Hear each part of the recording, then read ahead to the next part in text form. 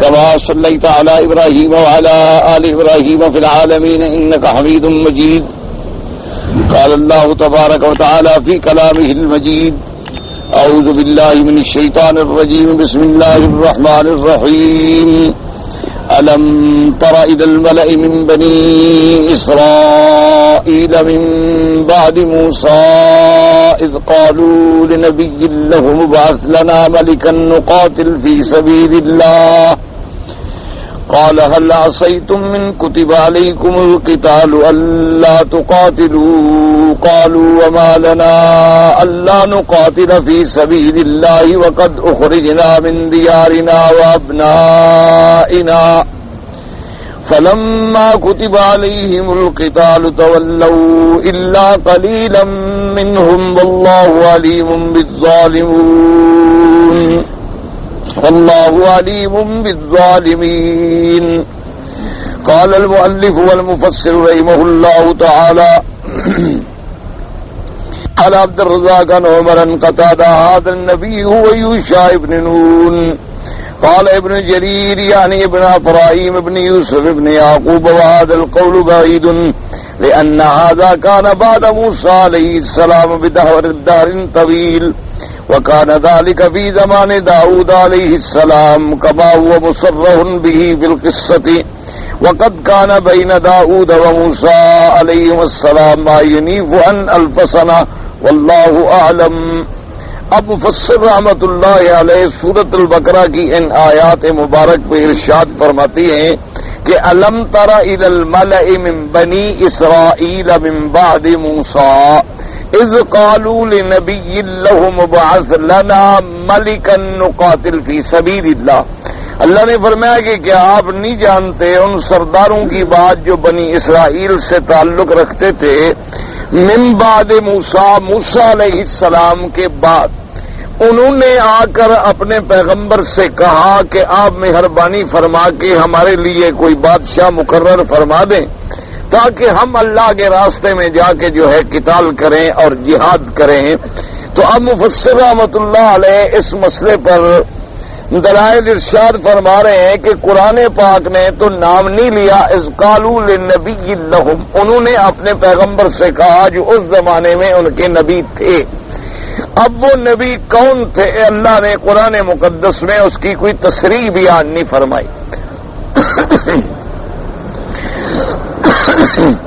جیسا میں نے کئی دفعہ عرض کیا ہے کہ سنت اللہ یہ ہے، یعنی اللہ تبارک و تعالیٰ کا قاعدہ قرآن مقدس میں یہ ہے کہ وہ نام سے یا ان علاقوں کے مقامات سے بلا وجہ تفصیل زیادہ بیان نہیں فرماتے.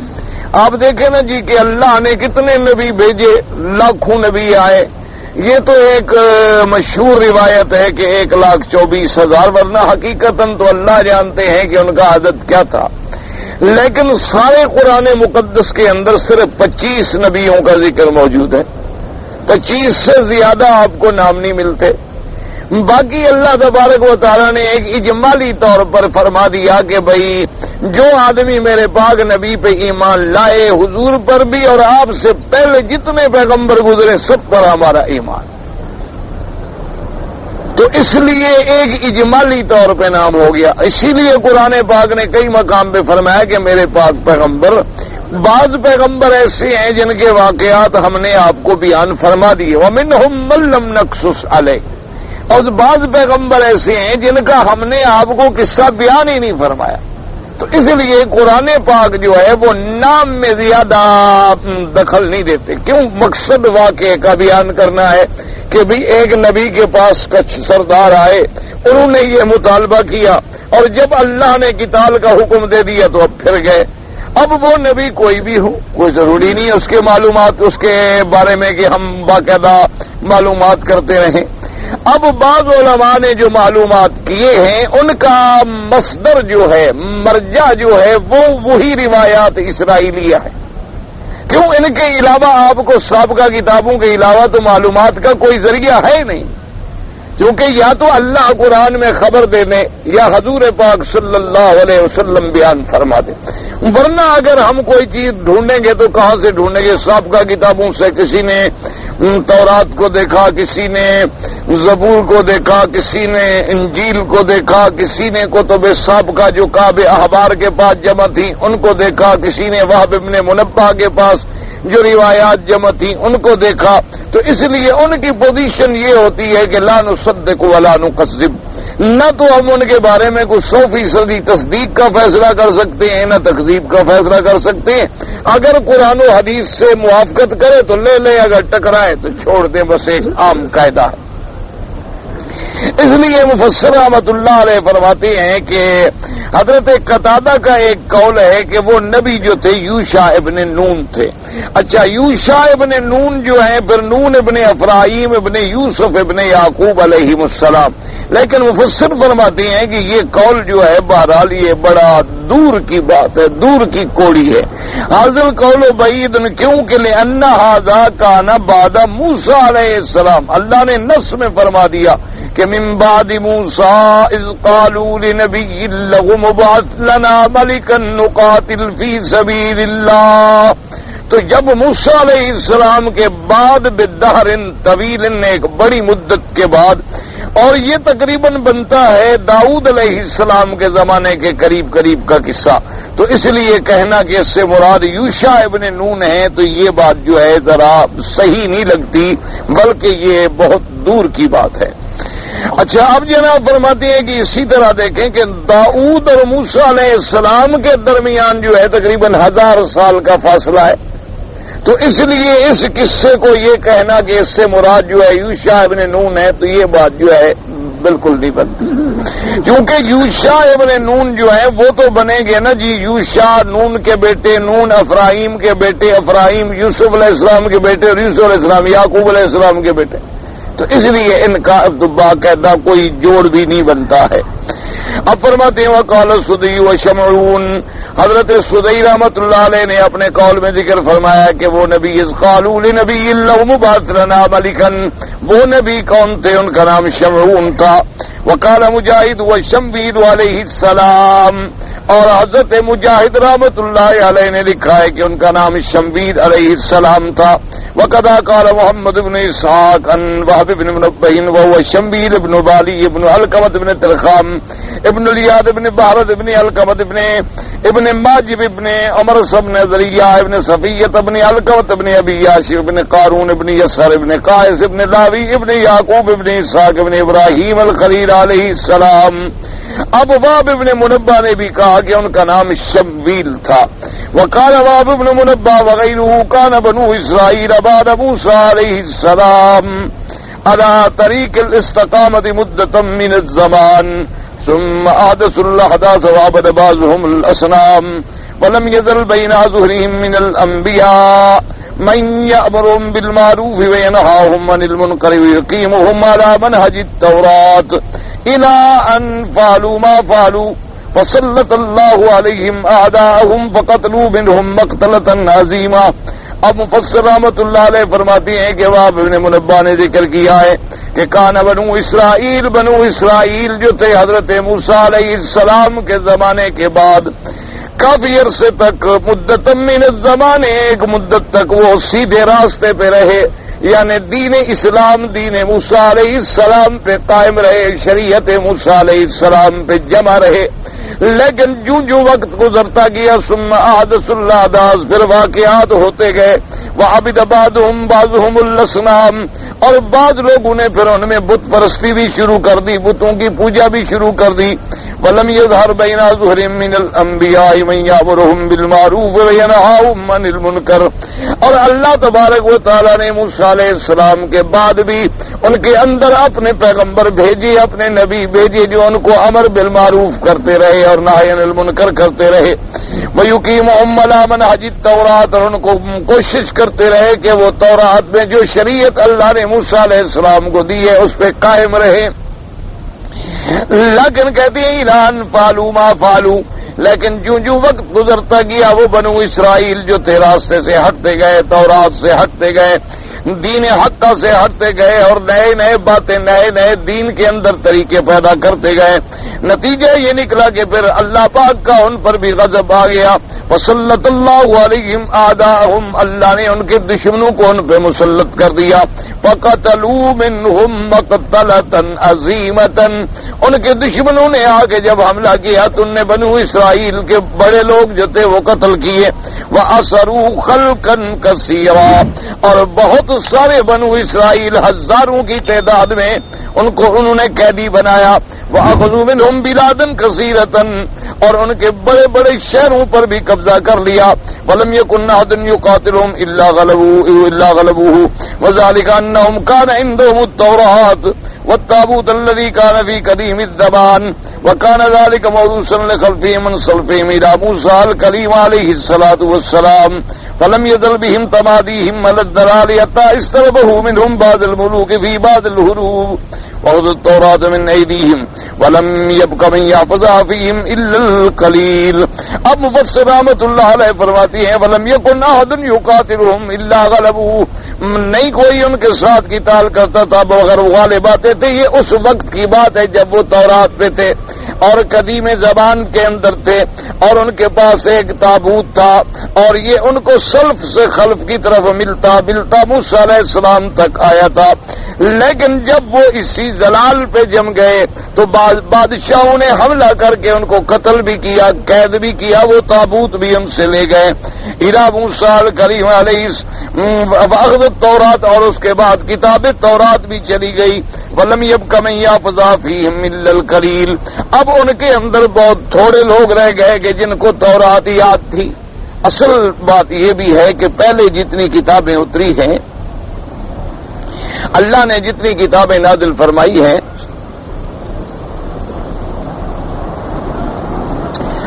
تو ان کتابوں کی جو صحیح معنی میں یعنی الف سے لے کر یا تک پوری کتاب صرف نبی کو حفظ ہوتی تھی، امت کو نہیں ہوتی. یہ شان صرف امت محمد مصطفیٰ صلی اللہ علیہ وسلم کو ملا ہے کہ اللہ نے جو قرآن نازل فرمایا وہ حضور کے سینے بھی محفوظ اور امت کے سینوں میں بھی محفوظ. یہ شان بھی صرف حضور کی امت کو.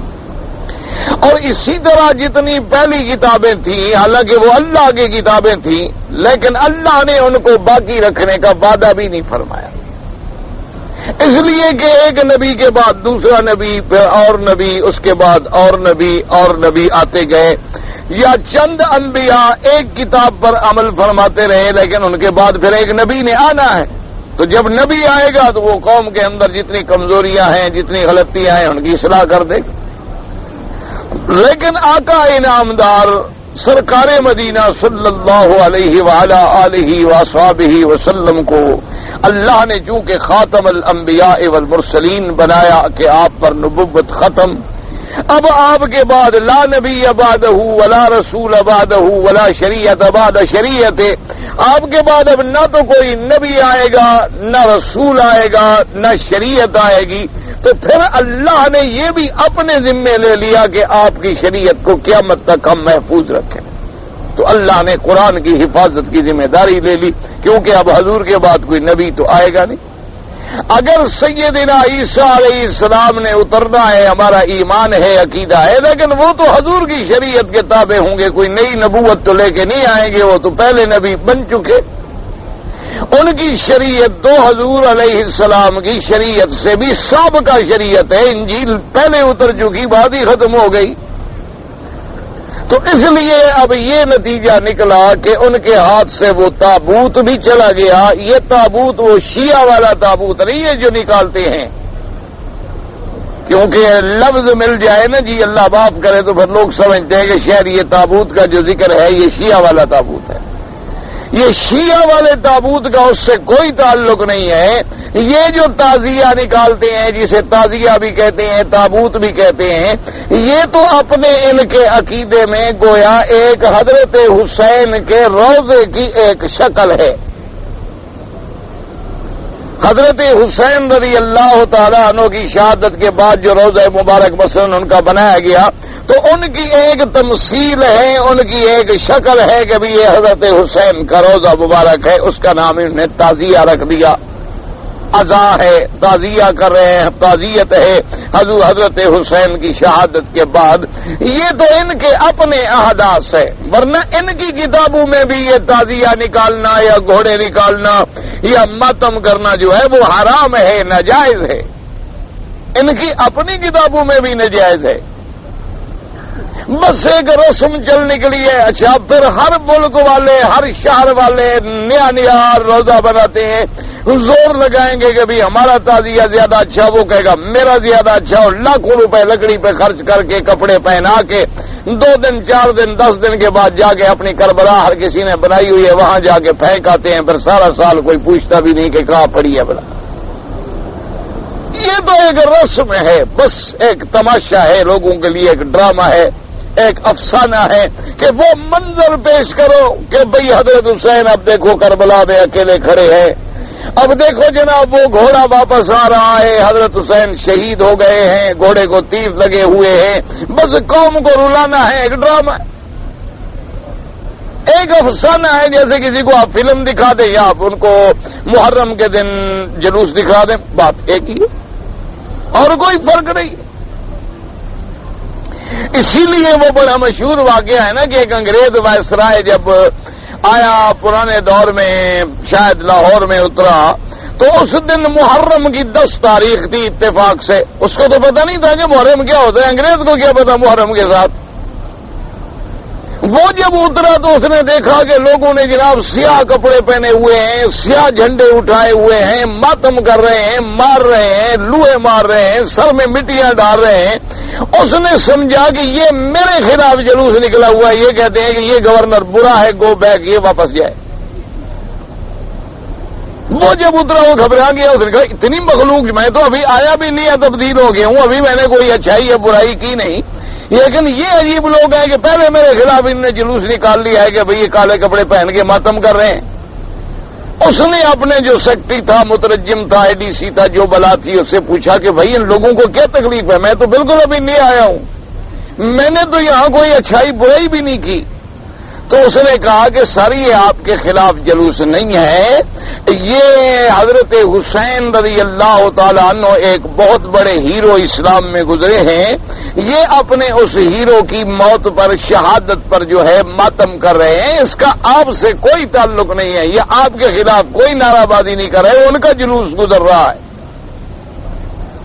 تو اس نے کہا کہ اچھا ٹھیک ہے، چلو ایک بات تو ٹھیک ہے کہ مجھے تسلی ہو گئی کہ میرے خلاف نہیں ہے، لیکن مجھے یہ بتائیں کہ حضرت حسین جو اتنے بڑے ہیرو گزرے ہیں وہ اب کب شہید ہوئے؟ کل شہید ہوئے، 2-4 کتنے دن ہو گئے؟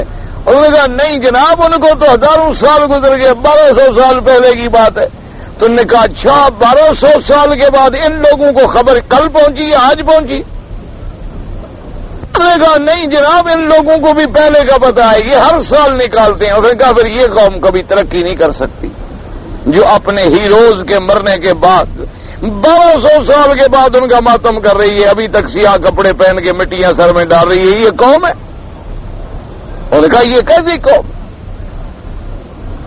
کوئی آدمی چلو اپنے ہیرو کو یاد رکھتا ہے، ٹھیک ہے، ان کی کوئی یاد بنا لیتا ہے، لیکن یہ کون سی یاد بنانے کا طریقہ ہے کہ لاکھوں روپے لکڑیوں پہ خرچ کر دو اور جانوروں پہ خرچ کر دو اور جنڈیوں پہ خرچ کر دو، اور اس کے بعد جناب سینکڑوں ہزاروں آدمی ملک میں زخمی ہو جائیں، کوئی آدمی چاقو لگ گیا، کسی کو گوش لگ گیا، کسی کو برچھی لگ گئی، کوئی بیچارہ خون آلود ہو گیا، اور جب وہ محرم کے دن گزر گئے اب نہ رونے والے ہیں نہ حضرت حسین کا کوئی پتہ ہے کہ بھئی سارا سال حضرت حسین اب کہاں گئے۔ اور اسی ماتم کے دنوں میں آپ دیکھ لیں کہ جو سگریٹ پینے والا سگریٹ پی رہا ہے، ہر جو جس کی عادت ہے اسی کے مطابق وہ اپنا چل رہا ہے۔ اچھا ماتم کون کریں گے؟ جو غریب آدمی ہوں گے، بڑا آدمی مجال ہے کہ اپنے منہ پہ ایک تھپڑ بھی مار لے، تجربہ کر لیں، آپ دیکھ لیں کوئی ان کا بڑے سے بڑا اگر ہاتھ بھی رکھے گا تو بڑے آرام سے کہ میرے کپڑے کی کریز میں بھی فرق نہ آ جائے، حضرت حسین تو شہید ہونے سے ہو گئے، میرا کیا گناہ ہے کہ میں اپنا شرٹ خراب کروں؟ یہ کون سا عقیدہ ہے؟ کون سا مذہب ہے؟ یہ ایک ڈرامہ ہے، فسانہ ہے لوگوں کو الجھانے کے لیے۔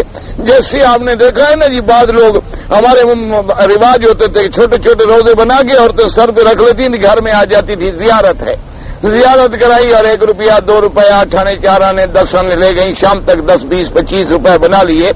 اس طرح زیارتوں کا ایک رواج بن گیا ہمارے ہاں کہ ایک طریقہ بنتا جا رہا ہے۔ اللہ تبارک و تعالیٰ معاف کرے، قوم کو ہم نے ان چیزوں میں الجھا دیا۔ اور یاد رکھو، آنکھیں بند کر کے ٹھنڈے دل سے قطعاً اپنے دماغ میں کوئی پارٹی بازی کا ذہن نہ لے آئیں۔ جب تک حضور کے صحابہ ان جھگڑوں سے دور تھے، پوری دنیا پہ حکومت اسلام کی تھی۔ جس دن سے مسلمانوں نے یہ جھگڑے شروع کیے ہیں، ایک جگہ بتاؤ کہ مسلمان عزت کی زندگی گزار رہا ہو۔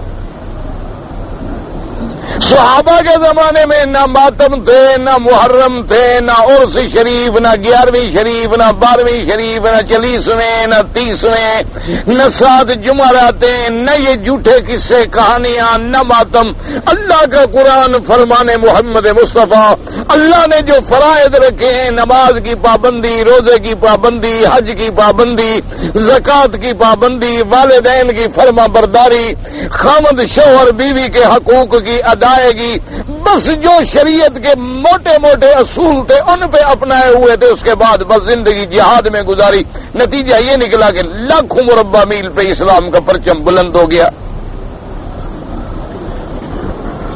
اور جس دن سے ہم نے قوم کو ان بدعات میں، ان محدثات میں، ان رسومات میں الجھا دیا ہے، اب ہر آدمی نے اپنا اپنا ایک حلقہ بنا لیا ہے۔ کسی نے تعزیے کے نام سے، کسی نے عزا کے نام سے، کسی نے مجلس کے نام سے، کسی نے چہلم کے نام سے، کسی نے شام غریبہ کے نام سے، کسی نے عرس شریف کے نام سے، کسی نے 11ویں شریف کے نام سے، اور لوگوں کو یہ سمجھایا گیا بس یہی دین ہے، تم یہ کر لو بچ جاؤ گے، بس جنت کے دروازے تمہارے لیے کھل جائیں گے۔ اس کے اندر لوگوں کو ہر کسی نے، ہر مولوی، ہر جماعت، ہر پارٹی، ہر لیڈر نے جکڑا ہوا، اور ان کو وہ باہر نکلنے بھی نہیں دے گا۔ اس نے ان کے ارد گرد ایسا جال بن دیا ہے کہ بس یہی دین ہے جو میں تمہیں بتا رہا ہوں، اس کے علاوہ سب بے دین ہے۔ جو میرا طریقہ ہے یہی دین ہے، یہی کامیابی کی کلید ہے، اور یہی نجات کی راستے ہیں، باقی سب غلط ہیں۔ اب جو بندہ اس کے جال میں ہے وہ باہر نکلتا ہی نہیں، وہ باہر جاتا ہی نہیں۔ دوسرے کی بات وہ کہتے ہیں خبردار کسی کی مجلس میں نہ بیٹھا کرو، کسی کی تقریریں شکریاں نہ سنے کرو، گمراہ ہو جاؤ گے۔ کیوں؟ اس کو پتا ہے کہ اگر انہوں نے سن لیا تو ان کی بھی تو آنکھیں کھل جائیں گی۔ اس لیے آج نتیجہ یہ ہے کہ مشرق سے لے کر مغرب تک اور شمال سے لے کر جنوب تک ہر جگہ مسلمان پٹ رہا ہے، خون مسلمان کا بہ رہا ہے، عزت مسلمان کی لٹ رہی ہے، مال مسلمان کا تباہ ہو رہا ہے۔ یعنی کوئی ایک جگہ بھی نہیں ملتی پورے عالم میں، سرزمین پہ، جہاں مسلمان سر اٹھا کے چل سکے۔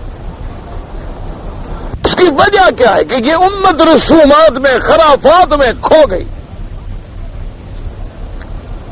سب نے اپنے اپنے ڈھونگ بنا لیے، اپنے اپنے طریقے بنا لیے، اور جن کا نہ قرآن سے تعلق ہے، نہ حدیث سے تعلق ہے، اور نہ ہمارے صحابہ رضوان اللہ علیہم اجمعین سے تعلق ہے۔ اور لطف کی بات یہ ہے کہ جس نے ساری زندگی توحید کا درس دیا، جس نے ساری زندگی رفض کے خلاف کام کیا، حضرت عبد القادر جیلانی رحمۃ اللہ علیہ، انہوں نے ان کی قبروں پر بدعت شروع کر دی، اس کے نام پہ بدعت شروع کر دی۔ یعنی آپ ان کی کتابیں پڑھیں تو آپ کی آنکھیں کھل جائیں گی کہ انہوں نے کتنا کام کیا۔ اگر آپ حضرت عبد القادر جیلانی رحمت اللہ علیہ، یعنی وہ تو توحید میں اتنی آگے تھے کہ مسلکن امام احمد ابن حنبل رحمت اللہ علیہ کے پیروکار تھے۔ یہ جو امام جن کو تم وہابی کہتے ہو نا، یہ بھی حنبلی ہیں، وہ تو ان کے مسلک پر تھے۔ ان کے امام بھی احمد ابن حنبل رحمت اللہ علیہ ہیں، اور ان کے امام بھی احمد ابن حنبل رحمت اللہ علیہ ہیں۔ انہوں نے ساری زندگی جو جہاد کیا ہے وہ بدعت کے خلاف اور رفض کے خلاف، شیعت کے خلاف۔ لیکن شیطان ایسا ملعون ہے، اللہ کے اولیاء سے دو انتقام لیتا ہے، ایک زندگی میں، ایک موت کے بعد۔ ایک زندگی میں انتقام لیتا ہے، ان کو پتھر مرواتا ہے، انہیں قید ڈلواتا ہے، ان کی مخالفت کرواتا ہے، ان کے خلاف فتوے لگواتا ہے، اور جب وہ مر جاتے ہیں ان کی قبروں پہ سجدے کرواتا ہے۔ نہ زندگی میں ان کو چین رہے، نہ موت کے بعد روح کو آرام ملے۔ ہمیشہ شیطان دو انتقام لیتا ہے اللہ کے ولیوں سے۔ کیوں؟ اس نے تو باقاعدہ کہا ہوا ہے نا کہ ثم لآتینہم من بین ایدیہم ومن خلفہم وعن ایمانہم وعن شمائلہم ثم لا تجد اکثرہم شاکرین، کہ اے میرے رب کریم، میں تیرے بندوں کو ہر جانب سے، ہر ہیلے سے، ہر طریقے سے گمراہ کروں گا، تو ان میں دیکھے گا کہ پھر ان کی اکثریت تیرے ماننے والوں میں نہیں ہوگی، بلکہ ان کی اکثریت جو ہے وہ میرے ساتھ ہوگی۔ اور آج اسی طرح دیکھ لو، آج کسی بھی جگہ میں، یعنی وہ ایک شاہ جی رحمت اللہ علیہ فرماتے تھے، اللہ ان کی قبر پہ رحمتیں فرمائے، وہ فرماتے تھے ایک دفعہ ہم تقریر کر رہے تھے کہ بھی ہم علماء اگر آ گئے تو ہم اسلام لائیں گے اور ہم یہ لائیں گے اور ہم یہ لائیں گے۔ تو ایک بوڑھا دیہاتی فرماتی ہے، میری تقریر کے سامنے بیٹھا تھا، وہ میری تقریر بھی سنتا گیا اور ایسے ایسے انداز میں اشارے کرے طنز سے۔ خیر جب تقریر ختم ہوگی میں نے کہا اب بابا تمہیں کیا تکلیف ہے؟ اس نے کہا شاہ جی اتنے بڑے عالم ہو، اتنا بڑا قرآن پڑھتے ہو خوبصورت کہ لاکھوں آدمیوں پہ جادو ہو جاتا ہے، لیکن معلوم ہوتا ہے عقل شکل کوئی نہیں تمہارے پاس۔ پنجابی آدمی، بوڑھا آدمی، تجربے کار، پرانے لوگ بڑے سمجھدار ہوتے تھے۔ شاہ جی نے فرمایا کیا بات ہے؟ اس نے کہا شاہ جی کیا کرتے ہو؟ ووٹ مانگتے پھرتے ہو، عقل کی بات کرو، کس نے تمہیں ووٹ دینا ہے؟ میں نے کہا کیوں بابا؟ کیا سب مسلمانوں نے کہا شاہ جی ایک شہر میں مسجدیں گن لو، اس کی سینما گن لو، سینما کی حاضری بھی گن لو اور مسجد کی حاضری بھی گن لو، تمہیں پتہ لگ جائے گا تمہارے ووٹ کتنے ہیں، شیطان کے کتنے ہیں، لڑنے کی کیا ضرورت ہے؟ کیوں خام خواہ اپنا وقت ضائع کرتے ہو، اپنا دماغ خراب کرتے ہو؟ جاؤ مسجدوں میں بیٹھ کے اللہ اللہ کرو، جتنا تم سے اللہ کا حکم ہے کرتے رہو، باقی خدا جانے، خدا کے بندے جانے، ورنہ ووٹ تو تمہارے گنے ہوئے ہیں، بالکل کھڑے ہوئے کا گن لو۔ ایک شہر میں 10 مسجدیں ہیں، کتنے نمازی روز آتے ہیں؟ 2 فلم ہیں، وہاں کتنے آتے ہیں؟ یہاں نماز مفت ملتی ہے، فلم ٹکٹ سے ملتی ہے، وہاں لینے لگی ہوئی ہے، یہاں جھاڑو دینے والا بھی کوئی نہیں۔ اس نے کہا تمہیں صرف وہی ووٹ دے گا جو 5 وقت کا نمازی ہے، وہ بھی ڈر کے مارے کہ اگر دین والوں کو ووٹ نہ دیا قیامت میں خدا نہ پکڑ لے، خوش ہو کے وہ بھی تمہیں نہیں دیتا، وہ بھی ڈرتا ہے غریب اندر سے کہ بھائی اگر ان کا ساتھ نہ دیا، یار کہتے جو ہیں اللہ رسول کا نام لیتے ہیں، پتہ نہیں خدا قیامت میں پکڑ لے، پوچھ لے کہ بھئی تم نے کیا کیا، ورنہ اس کو بھی پتہ ہوتا ہے کہ یہ مولوی شولوی نہ آئیں گے، 2 4 5 آ بھی گئے تو اپنی ڈفلی شفلی بجا لیں گے، اپنی چاندی کو 2 4 دن بنا لیں گے، ورنہ بنتا ان سے بھی کچھ نہیں۔ کیوں 2 4 5 آدمی آگے کیا کریں گے؟ ہر کے در کان نمک رفت نمک شد، جس کو بھی نمک کی کان میں ڈال دو وہ خود نمک ہو جاتا ہے۔ تو بڑے سے کوئی مولوی فرشتہ تو نہیں ہوتا، ہمارے بارے میں کیا خیال ہے آپ کا؟ ہم فرشتے ہوتے ہیں؟ ہم بھی تمہاری طرح بندے ہیں، تم سے زیادہ گناہگار ہیں، ہمارے بھی ضروریات ہیں، ہمارے بھی بچے ہیں، ہمارے بھی تمنائیں ہیں، ہمارے بھی خواہشات ہیں۔ جب ہمارے سامنے ایک ندیاں بہہ رہی ہوتی ہے دولت کی تو پھر اس میں ہر آدمی ہاتھ رکھتا ہے۔ اللہ قلیل ان میں عبادی شکور، وہ بہت تھوڑے لوگ ہوتے ہیں جو رومال کندھے پہ ڈال کے جائیں اور رومال لے کے نکل آئیں، وہ بڑے تھوڑے لوگ ہوتے ہیں۔ اللہ پاک ان کی بھی مدد فرمائے، اور جو ہیں اللہ ان سے بھی دین کا کام لے۔ ہمیں کسی سے الحمدللہ نہ اناد ہے، نہ بغض ہے، نہ کوئی ایسا واسطہ ہے، ہم تو جو بات کریں گے صرف اللہ کے لیے اور اپنی آخرت کے لیے۔ اللہ تبارک و تعالی ہمارے حال پہ رحم فرمائے۔ تو اس لیے بات نکلی کہ تابوت کا جو ذکر ہے یہ ایک صندوق تھی جس میں آگے جا کے آپ پڑھیں گے کہ سابقہ انبیاء علیہم السلام کی کچھ چیزیں رکھی ہوئی تھی، ورنہ اس کا تعلق جو ہے کسی شیعہ کے تابوت شابوت سے نہیں ہے، نہ ان کے تعزیے سے ہے، نہ کیوں تو شیعہ تو پیدا بھی حضرت علی کے دور میں، حضرت عثمان کے دور میں آگے عبداللہ ابن سبا یہودی نے سازش کی اور یہ جماعتیں بنی۔ اور یہ قصہ آپ پڑھ رہے ہیں موسیٰ علیہ السلام کے زمانے کا، ابھی تو عیسیٰ علیہ السلام اور موسیٰ علیہ السلام کے زمانے میں بھی 2000 سال کا فرق ہے۔ پھر حضرت عیسیٰ کے 600 سال بعد محمد مدنی صلی اللہ علیہ وآلہ آلہ وصحبہ وسلم تسلیما کثیرا پیدا ہوئے، لیکن بعض لوگ دوسروں کو گمراہ کرنے کے لیے قرآن کی آیات کو بھی اپنے مفادات کے لیے بدل دیتے ہیں۔ جیسے ایک مولوی صاحب تھے، اللہ جانے میرے خیال وہ مر گئے، میرا اندازہ ہے، پتہ نہیں زندہ ہوں، ہم تو چھوٹے سے تھے، ان کا نام سنتے تھے، اندازہ یہی ہے کہ وہ مر گئے۔ ان کو کسی آدمی نے تنگ کیا کہ بھئی آپ جو کہتے ہیں 11ویں کرو 11ویں کرو 11ویں کرو، قرآن شریف میں 11ویں ہے؟ اس نے کہا قرآن شریف میں 11ویں ہے۔ اب دیکھو 11ویں کا تعلق حضرت عبد القادر جیلانی سے ہے، قرآن شریف میں بھی کیسے آ گئی؟ اب پوچھنے والا بھی تو ہماری طرح کا آدمی ہوتا ہے نا، اور بتانے والا مولوی تھا، اس نے کہا میں نے کہہ دیا کہ قرآن میں نہیں ہے، نہیں ہے تو بس یہ مرید تو گیا نا، پھر یہ ایک گھر تو آج میرے قبضے سے ختم ہو جائے گا۔ وہ بات تو وہی تھی نا جو حافظ قرآن پڑھ رہا تھا بلوچوں کی بستی میں، ہماری کو برادری تھی، انہوں نے کہا یار یہ حافظ صاحب کیا بات ہے، روز عیسیٰ کا نام لیتے ہو، موسیٰ کا نام لیتے ہو، یعقوب کا لیتے ہو، ابراہیم کا لیتے ہو، کبھی عاد کا لیتے ہو، کبھی سمود کا لیتے ہو، کبھی قوم لوط کا لیتے ہو، کبھی قوم مدین اور شعیب کا لیتے ہو، بلوچوں کا نام کیوں نہیں ہے قرآن میں؟ اگر بلوچوں کا نام نہیں ہے تو بس مت پڑھو، خلاص ہم نے تراویح پڑھ لی، ہم اپنی پڑھ لیں۔ جاہل قوم ہے ہماری برادری، قوم ایسی ہے کیا آتے ہیں؟ اب یہ تھوڑا ہے کہ روز تمہارا نام کہیں سے آ جائے۔ اس نے سوچا کہ آگے اب 27واں پارہ آ رہا ہے، سورت رحمان جب آئی نا جی تو اس نے جہاں باقی آیات پڑھی تو درمیان میں خود بنا لیا بلوچوں و بلوچان اور ھذا قوم جاہلون اللہ اکبر، بس بلوچ خوش ہو گئے، فبأي آلاء ربكما تكذبان، بلوچوں و بلوچان تو ہو گیا نا۔ وہ جناب بڑے خوشیوں نے کہا مولوی صاحب آج تو تم نے ہمارا دل ٹھنڈا کر دیا، سبحان اللہ، ہماری برادری کا نام دیکھو نا، ہم بھی سوچتے تھے کہ ہم تو بہت پرانے زمانے سے رہے ہیں، آخر قرآن میں ہمارا نام کیوں نہیں؟ شکر ہے اللہ کا فضل ہے قرآن میں نام آ گیا۔ اس دفعہ اس نے کہا میں تمہیں بھینس دوں گا، اس نے کہا میں گائے دوں گا، حافظ صاحب کی تو چاندی بن گئی نا جی۔ اس نے کہا اللہ میاں میں نے آخر میں کہہ تو دیا تھا ھذا قوم جاہلون، تو معاف کر دینا، میں کیا کروں؟ اللہ میاں تو ناراض نہ ہونا، میں تیرا قرآن پڑھ رہا ہوں، تیرے قرآن کو میں نے بدلا تو ضرور ہے، لیکن آخر میں نے کہہ تو دیا نا کہ ھذا قوم جاہلون۔ تو اس لیے بہرحال یہ ہے کہ اب یہ ہے نا جی، اس نے بھی کہا جی قرآن میں ہے 11ویں، اس نے کہا جی ہے، ہاں حضرت کیا؟ انہوں نے کہا دیکھو قرآن کھولو، 11 کوكبا، 11 کتنا ہوتا ہے؟ انہوں نے کہا 11، انہوں نے کہا دیکھو 11 لکھا ہے کہ نہیں لکھا؟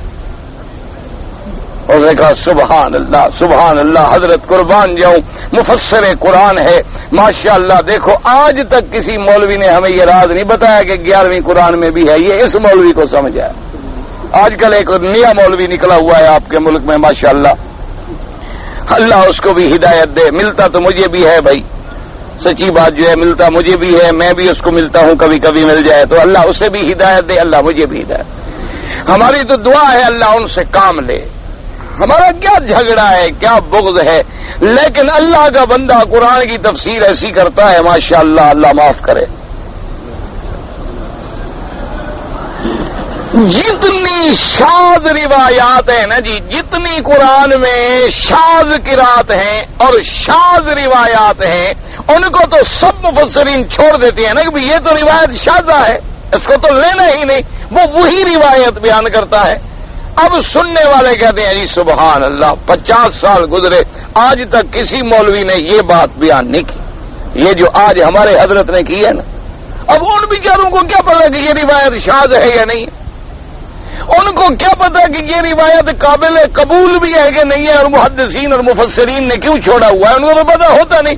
ان کے لیے تو ایک نئی بات ہو گئی نا. ایک آدمی نئی بات جب سنے گا کہ جی میں نے فلاں عالم سے بھی نہیں سنی، فلاں سے بھی نہیں سنی، فلاں سے بھی نہیں سنی، یہ حضرت جو ہے نا انہوں نے آ کے سنائی ہے، تو وہ ایسی ایسی باتیں سناتا ہے ماشاءاللہ، اور قوم پھر قربان ہوتی ہے، کہتی ہے سبحان اللہ سبحان اللہ. ایسا مفسر قرآن ہم نے دیکھا ہی نہیں. ایک آدھی وہ نئی تفسیر سنا دیتا ہے، ایک آدھا خواب سنا دیتا ہے. رات خواب دیکھا تھا حضور ملے تھے. اب مسلمان کو جب یہ کہو، مولوی مکی ممبر رسول پہ بیٹھا ہو، نہیں ایمان سے کہیں خدا کا کعبہ آپ کے سامنے ہے، میں ممبر رسول پہ بیٹھ کے آپ کو کہوں کہ میں نے رات خواب دیکھا ہے حضور کو، تو اب آپ کہیں گے کہ جھوٹ بول سکتا ہے؟ آپ سوچیں گے کہ یہ آدمی کبھی جھوٹ بول سکتا ہے؟ ممبر رسول پہ بیٹھ کے خدا کا کعبہ سامنے ہے، قرآن کھولا ہوا ہے، مولوی کا بیٹا دادا مولوی، باپ مولوی، خود مولوی، اللہ اولاد کو بھی دین پہ لگا دے، تو بہرحال یہ کیسے جھوٹ بول سکتا ہے؟ لوگ کہیں گے بالکل سچ ہے. میں نے کہا جی بالکل، رات میں نے خواب دیکھا تھا، حضور تشریف لائے، بڑے سخت ناراض تھے، میں نے بڑی منت کی، حضور نے کہا اب آؤں گا تو صرف تیرے ادارے میں آؤں گا، لیکن ہوائی جہاز کی ٹکٹ کا انتظام کرو.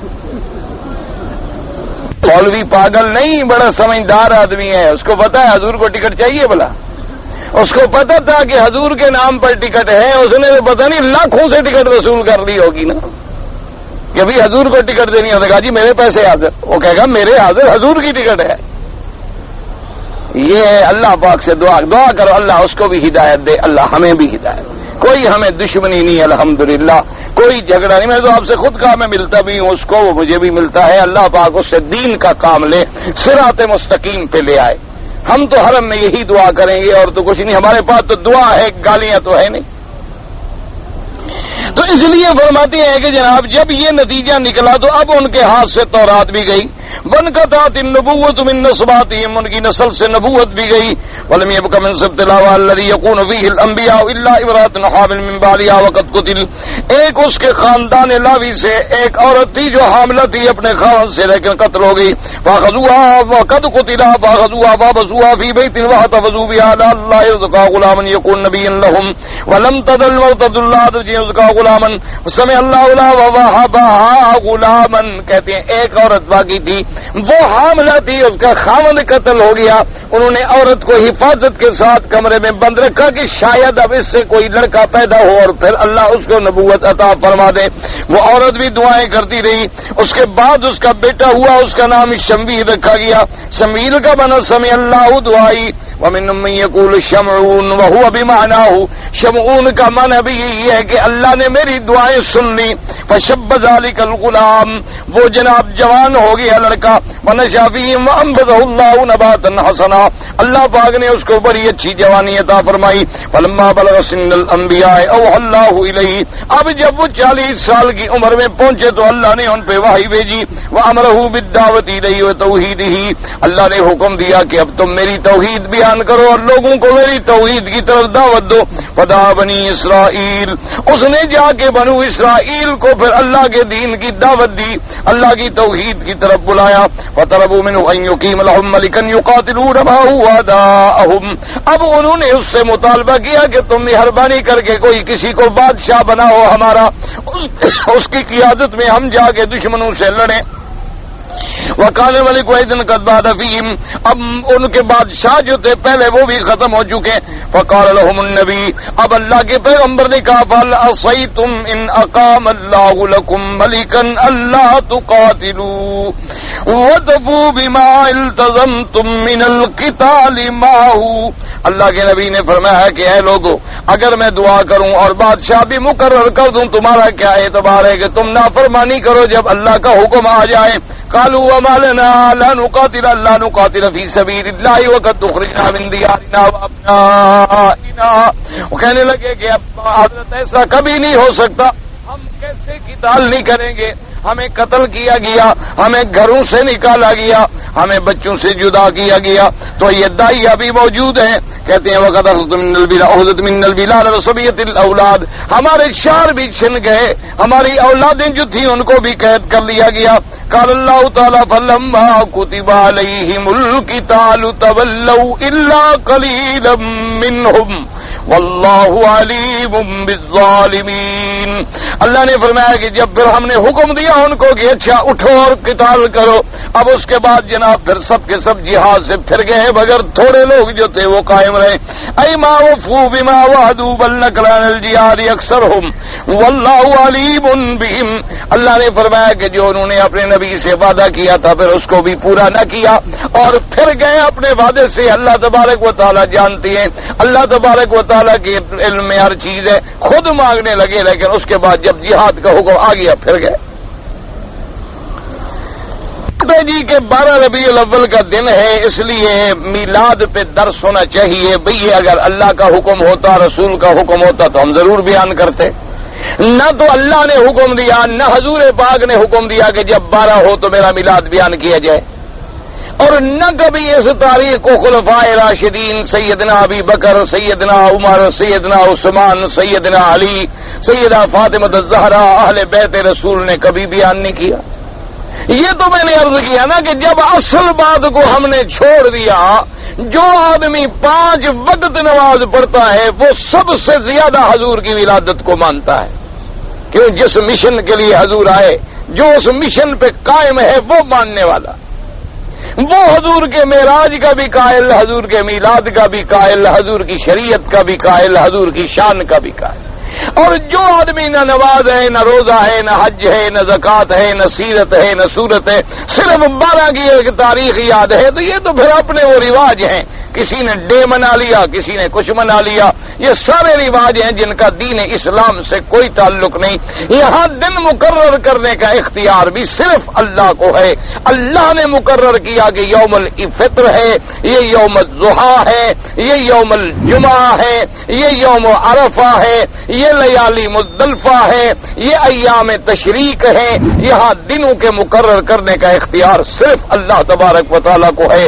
اگر یہ بات دین ہوتی، یاد رکھو سب سے پہلے میرے آقا اپنے ابا حضرت اسماعیل علیہ السلام کا، حضرت ابراہیم علیہ السلام کا یوم مناتے. اور اگر یہ بات سنت انبیاء ہوتی تو حضرت آدم علیہ السلام زیادہ حقدار تھے. آپ سے پہلے حضرت موسیٰ علیہ السلام، حضرت عیسیٰ علیہ السلام زیادہ حقدار تھے. اور پھر اگر حضور کے لیے یہ ضروری ہوتی تو سب سے پہلے اہل بیت رسول اللہ اس پہ عمل کرتے. یاد رکھیں یہ محض ایک بات ہے. اصل بات کیا ہے کہ حضور کی شریعت کو پکڑو، حضور کے طریقوں پہ چلو، حضور کی سنت پہ قائم رہو، حضور سے محبت کرو. یہ ہے کامیابی. اللہ آپ کو بھی اور مجھے بھی نصیب کرے.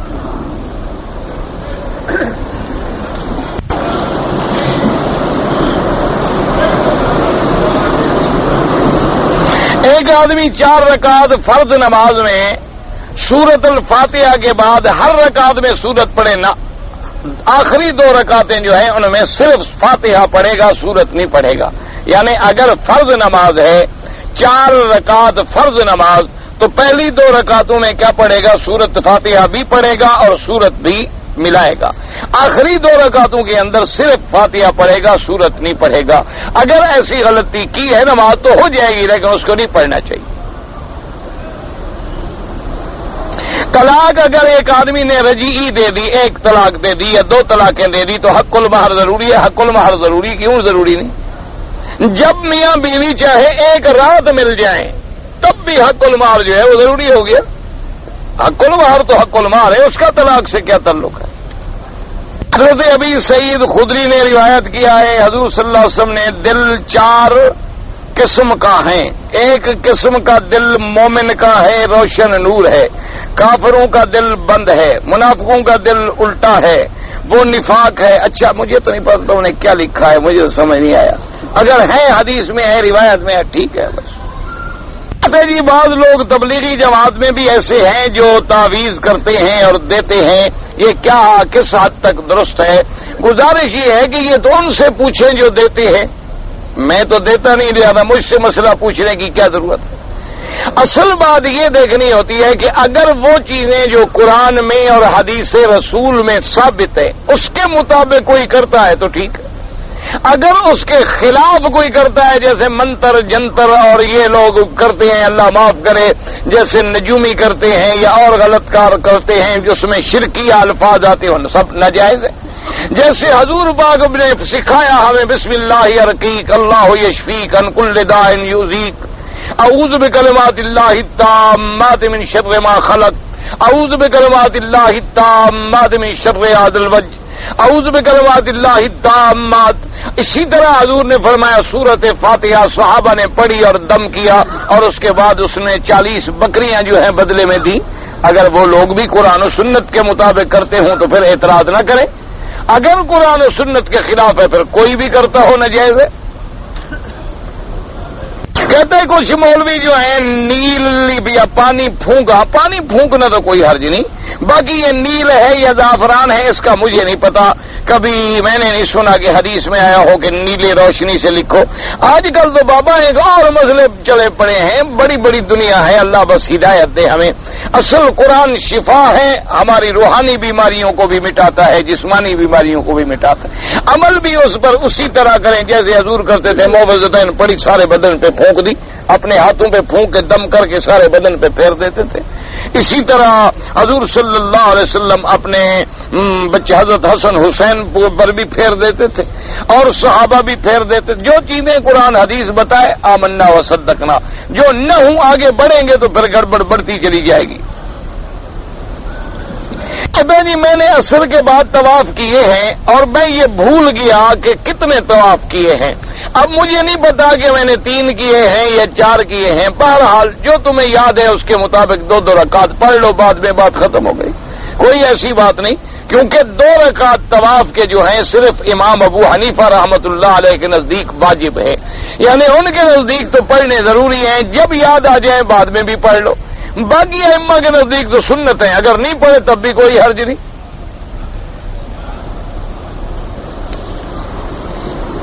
موجودہ دور میں جہاد کی کیا صورت ہے؟ جہاد کی صورت ہے ہر جگہ جہاد جہاں ہو رہا ہے، اگر تمہیں والدین اجازت دے دیں، اور چونکہ ابھی فرض کفایہ ہے ہم لوگوں پہ، فرض عین نہیں، اور تمہارے حالات اجازت دے دیں تو پھر جا کے بالکل کافروں کے خلاف جہاد کریں۔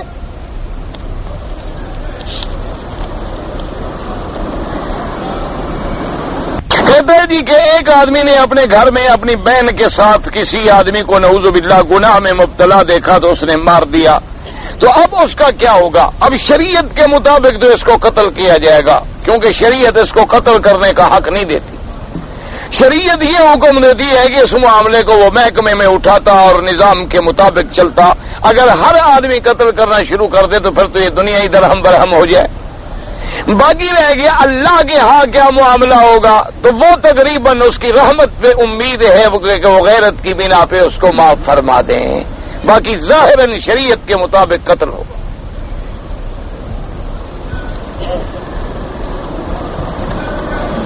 کہتا میں زمزم کی طرف جا رہا تھا، آگے پیسے پڑے تھے، میں نے اٹھا لیا، میں نے سوچا کہ غریب کو دے دوں گا، تو میں نے اس میں سے 4 لے لیے، باقی کے بانٹ دیا۔ تو یہ 4 کیوں لے لیے تم نے؟ یہ بھی بانٹ دو، تمہارے تو نہیں ہے نا، کسی کے پڑے تھے، کسی کے پڑے ہوئے ہیں تو یہ بھی تقسیم کر دو، غریب کو دے دو۔ اگر کوئی آدمی جدے سے جمعہ پڑھنے کے لیے مکہ آئے تو اس کے لیے احرام باندھنا ضروری ہے؟ کوئی ضروری نہیں، کیونکہ جدہ جو ہے یہ میقات نہیں ہے، میقات یلملم ہے یا جوفا ہے، جدہ میقات نہیں بنتا ہے، جوفا بھی دور ہے اور یلملم بھی اندر ہے سمندر کی طرف، تو اس لیے جدے سے جو آتے ہیں مکے ان کے لیے کوئی ضروری نہیں ہوتا کہ وہ جب بھی آئیں احرام باندھ کے آئیں۔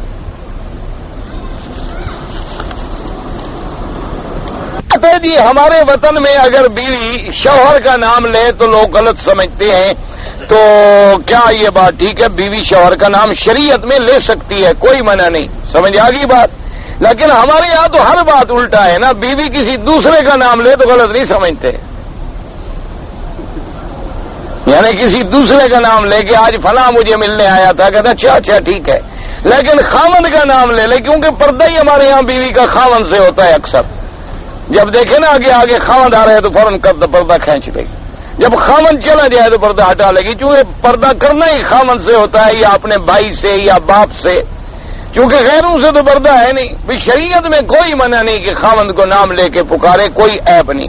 ویسے کوئی آدمی نہ لے، اگر کسی اور ادب کے احترام کے ساتھ بلائے تو کوئی حرج نہیں، ورنہ نام لینا شرعاً جائز ہے۔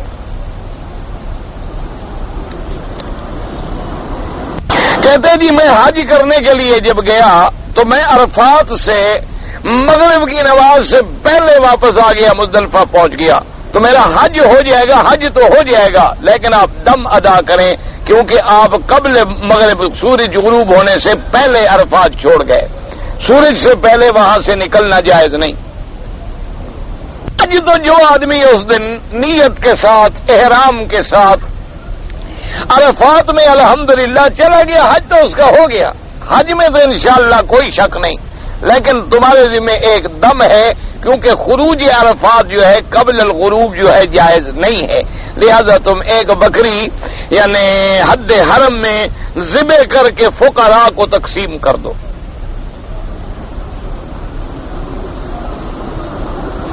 حج و عمرہ کے لیے ٹور جمع کر کے لانے سے جو آمدنی ہو کیا وہ حرام ہے؟ بھئی حج اور عمرہ کے لیے جو لوگ ٹور لاتے ہیں یا پیکج ڈیل کرتے ہیں وہ ان کو بتا دیتے ہیں کہ بھئی ہم اتنی پیسے لیں گے، آپ کو جدہ سے جدہ لے جائیں گے، مکان کا انتظام کریں گے، کھانا دیں گے، سب کچھ دیں گے۔ اگر آپ نے ان کے وعدے کے مطابق انتظام کیا تو جو فائدہ ہوا کوئی بات نہیں، آخر آپ نے بھی تو ایک خدمت کی ہے، عمل کیا ہے، وقت لگایا ہے، وہ کوئی حرام نہیں۔ لیکن آپ نے جو وعدہ کیا تھا انشاءاللہ کہ آپ کو حرم کے بالکل دروازے کے عین سامنے زمزم کے قریب مکان دے دیں گے، اور آپ نے دیا 6 میل دور ماشاءاللہ، تو پھر لازمی بات ہے کہ آپ نے جھوٹ بولا، ان کے ساتھ حرام کھایا۔ وہ آپ اگر اپنے جو وعدہ کیا ہے اس کو پورا نبھایا کوئی بات نہیں، جو کچھ بچے وہ آپ کا نفع ہے، آپ کے لیے حلال ہے۔ حج میں نے کنکریاں بھی قبل از وقت مار، سارے کام آپ نے ماشاءاللہ قبل از وقت کر دیا ہے۔ مزدلفہ بھی آپ قبل از وقت پہنچ گئے، کنکریاں بھی قبل از وقت مار، پتہ نہیں قبل از وقت سے کیا مراد ہے، یعنی حج سے 1 مہینہ پہلے مارا ہے، کب مارا ہے؟ اب قبل از وقت ماری ہیں تو وہ بھی ناجائز ہیں جب وقت نہ ہو۔ اب دیکھو کوئی آدمی ابھی صبح کی نماز پڑھ لے کہ پتہ نہیں رات نیند نہ کھلے، تو نماز ہو جائے گی، جب وقت نہیں ہے نہیں ہوگی، تو آپ نے وقت سے پہلے ماری ہے تو وہ بھی دم پڑ گئی۔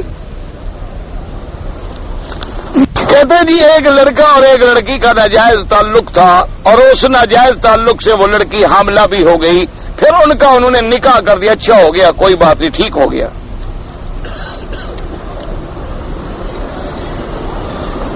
میں نے حج میں پہلے دن تو بڑے شیطان وہ کنکری ماری، ٹھیک ہے، دوسرے دن بھی میں نے بڑے سے شروع کیا، ہاں بالکل یہ غلط ہے، اگر پھر آپ نے صحیح کیا تو ٹھیک ہے، ورنہ دم پڑ گئی۔ پہلے میں نے بال کٹا کے پھر قربانی کے پیسے دیے، اگر آپ حنفی ہیں تو ترتیب ٹوٹ گئی، دم پڑ گئی، اگر آپ حنبلی اور شافعی ہیں تو ان کے نزدیک ترتیب ضروری نہیں ہے، دم نہیں پڑے گی۔ مینا میں نے 1 رات بھی قیام نہیں کیا، کیوں؟ اگر کوئی مجبوری ہے تو ٹھیک ہے، کوئی حرج نہیں، اس پر دم نہیں پڑے گی۔ میرے سالے کا نام علی محمد ہے، اس کے یہاں لڑکا پیدا ہوا ہے، تو اس کی خواہش ہے کہ آپ نام رکھیں، ٹھیک ہے انشاءاللہ مجھے کسی وقت مل لیں تو میں کوئی نام عرض کر دوں گا۔ ویسے حضرت علی کے بیٹے تو حسن حسین ہیں، اسی نسبت سے رکھ لو، جب باپ کا نام علی ہے تو بیٹے کا نام حسین ہو جائے گا، تو حسین ابن علی، حسن ابن علی، تو بس مناسبت بھی ہو جائے گی، ان میں سے کوئی نام بھی رکھ لو، اور پھر حضور کے محبوبوں کے نام ہے۔ حضور کریم صلی اللہ علیہ وسلم کو نور کس مقام پر پتہ نہیں، جبل نور کو جبل نور کیوں کہتے ہیں؟ قرآن اترا تھا، قرآن جو نور ہے، ورنہ آپ کا کیا خیال ہے پہاڑ بھی نور کا ہے؟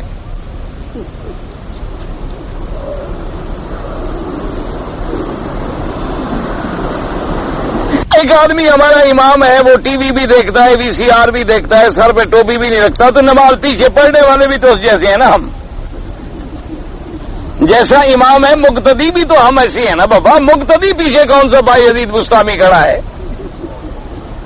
جیسے امام ویسے فرق، دونوں کی فلم میں تھوڑا بہت فرق ہوگا، کسی کی نیلی ہوگی کسی کی پیلی ہوگی، فرق اتنا ہوگا، ورنہ امام مقتدی ٹھیک ٹھاک ہیں دونوں ماشاءاللہ، کام چل جائے گا، نماز ہو جائے گی۔ نماز کا فکر نہ کرو، نماز اللہ سب کی قبول کرتے ہیں، کوئی گناہ گار ہے کوئی کیسا ہے، اس کا بندہ تو ہے نا، اللہ کی مخلوق تو ہے. باقی ایسے شخص کو امام بنانا شرعاً جائز نہیں.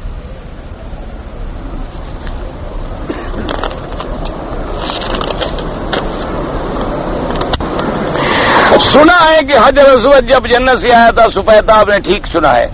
میں اکثر نماز حرم میں پڑھتا ہوں اور نماز سے پہلے 2 رکعت نماز نفل تحیت مسجد بھی پڑھنی ضروری ہے. اگر موقع ملے ضرور پڑھیں، نہ ملے تو کوئی بات نہیں. مسجد میں آ گئے، نماز کھڑی ہو گئی، مل گئے، یا آپ نے جو سنتیں فجر کی پڑھ لی وہی تحیت المسجد بھی ہو گئی.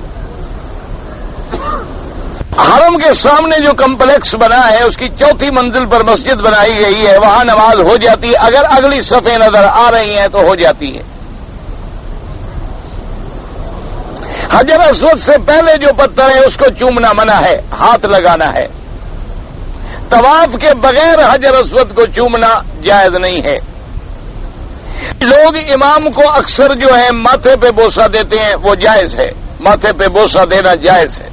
کسی عالم کو، بزرگ کو، سب جائز. کسی لڑکے کو نہ دینا. نماز پڑھتے وقت سر کا ڈھانپنا ضروری ہے، بالکل ضروری ہے. اگر کپڑے ہیں نہ ہو تو کوئی حرج نہیں، ورنہ خذوا زینتکم عند کل مسجد. حکم ہے کہ جب نماز کے لیے آؤ تو پوری زینت کے ساتھ تیار ہو کے پورے لباس کے ساتھ نماز پڑھو. حضور پاک تو پگڑی باندھ کے نماز پڑھتے تھے.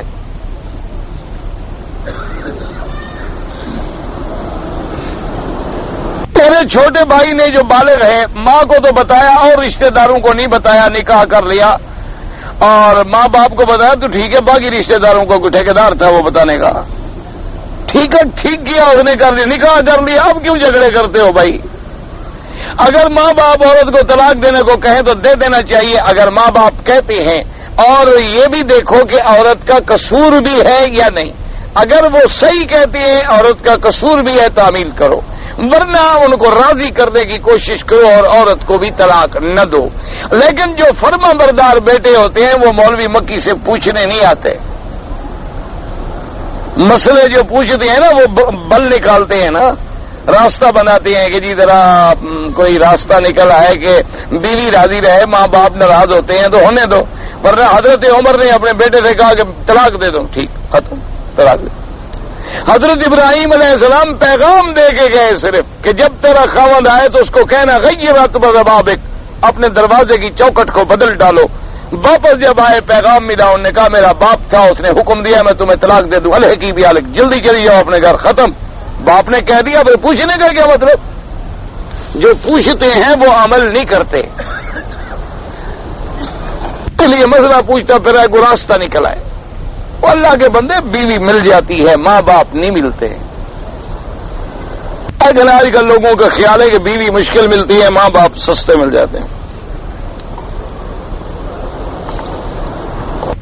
اگر میں پہاڑ پہ جبل عمر پہ امام کے ساتھ آپ نماز نہیں پڑھ سکتے، وہی مسجد موجود ہے، وہی مسجد میں جا کے جماعت سے پڑھ لو، نیچے نہیں اتر سکتے کوئی ضروری نہیں، وہ بھی حرم میں ہے.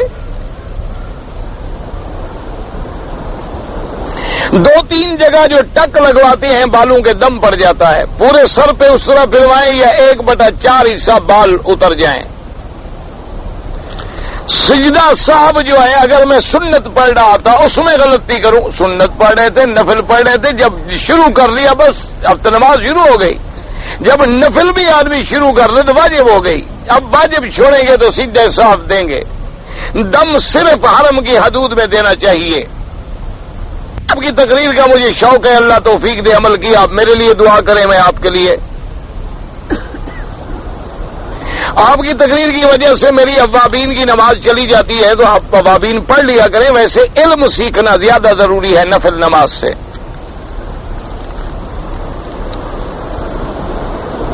ساری کھا لی میں نے، مثلا رمضان المبارک کا مہینہ ہے، میں نے ساری کا کھانا تو کھا لیا، لیکن ابھی فجر کی نماز میں کافی دیر تھی تو میں اگر بیوی سے جماع کر لوں جائز ہے؟ بالکل جائز ہے، کوئی منع نہیں. جب تک صبح صادق ہے جائز ہے.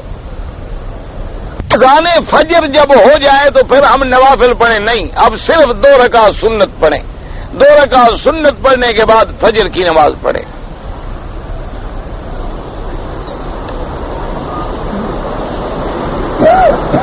کہ ایک حضور کی والدہ کے بارے میں آیا تو کسی نے کہا، بہرحال مقصد یہ ہے، اس میں امام ابو حنیفہ فرماتے ہیں کہ خاموش رہیں.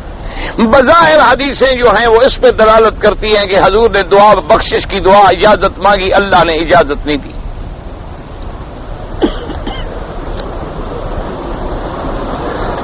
یکم کو یا 9 یا 10 ربیع الاول کو روزہ رکھنا زیادہ ثواب ہے؟ بالکل کوئی نہیں، کوئی حکم نہیں 9 کو یا 10 کو یا 11 کو یا 12 کو روزہ رکھو، کوئی حدیث نہیں۔